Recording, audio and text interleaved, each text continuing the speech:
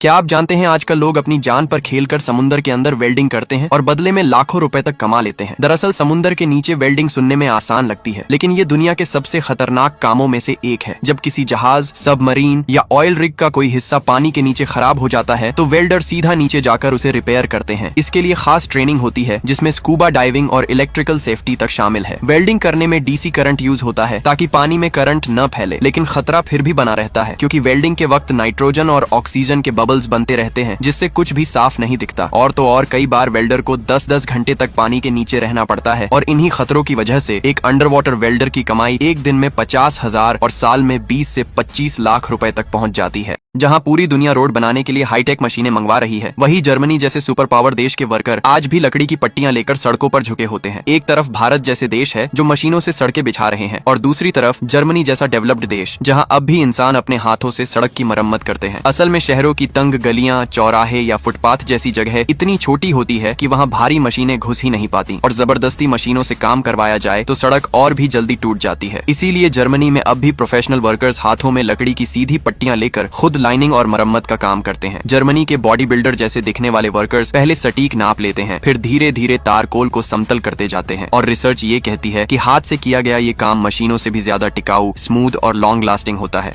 पहली नजर में लगेगा कि ये लोग कुएं में घास डाल रहे हैं। जी नहीं, ये है दुबई की ईद का सबसे जबरदस्त पकवान, जिसे पकाने के लिए पहले गड्ढा खोदकर आग जलाई जाती है, फिर कच्चे मांस को पत्तों और जालियों में लपेटकर गड्ढे में डालते हैं। ऊपर से ढक्कन लगाकर घंटों तक पकाया जाता है। जब ढक्कन हटता है और मांस से भरा बोरा बाहर निकलता है तो हवा में फैल जाती है लजीज खुशबू। ऐसी दावत यहाँ सिर्फ ईद पर ही मिलती है।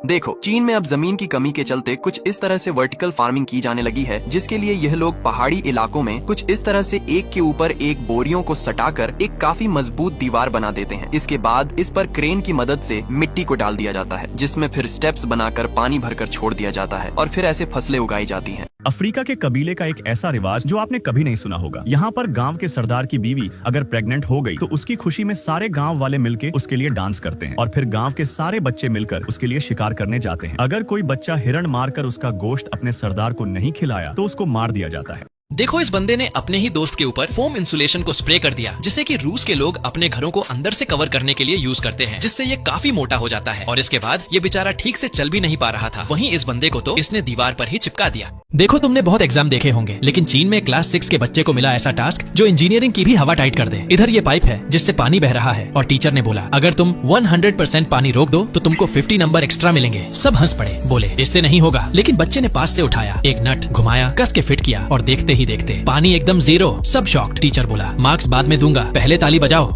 देखो, ये चाइना का बंदा रोज बीच पर जाके 10 करोड़ रुपए कमा लिया, क्योंकि जैसे ही बीच पर जाने के बाद उसे एक अजीब सा मरा जानवर दिखा, जिसे अब वो घर ले जाकर साफ करने लगता ताकि पता चल जाए कि यह क्या है। लेकिन जैसे ही इस लकड़ी को काटने के बाद जब वो लकड़ी पर इस लाइट मशीन को चिपकाने लगता है तो लोगों को अभी भी समझ में नहीं आ रहा, लेकिन जब लकड़ी बीच में से कटने के बाद उसके ऊपर भी छेद करके ये लाइट उस पर लगा दिया तो उसने तो करोड़ों की चीज बना देता। देखो, ये तीनों लड़कियां अपने कमर में इस तरीके का बिस्किट बांधकर लोगों को ढूंढते रहती हैं और फिर जैसे ही कोई इनका बिस्किट ट्राई करने के लिए तैयार हो जाता है तो पहले ये बिस्किट में क्रीम लगाती और फिर इस कैन में रखा मछली के अंडे डालने लगती है। लेकिन ये एक दूसरे से इतने करीब होते हैं कि चम्मच से छूटने का नाम ही नहीं लेते हैं और जब किसी तरह क्रीम पे लग जाता है तो प्यार से खाने के लिए दे देती है। देखो, फैक्ट्री में मैंगो जूस कैसे बनता है। सबसे पहले पके आमों को मशीन में डाला जाता है, जहां एक तरफ से जूस और दूसरी तरफ से गुठली बाहर निकल जाती है। फिर उस रस में दूध मिलाया जाता है और उसके बाद मीठा। बोतलों को अच्छी तरह साफ किया जाता है और उसमें जूस भर दिया जाता है। फिर ये जूस पैक होकर मार्केट में बेचने के लिए तैयार हो जाता है।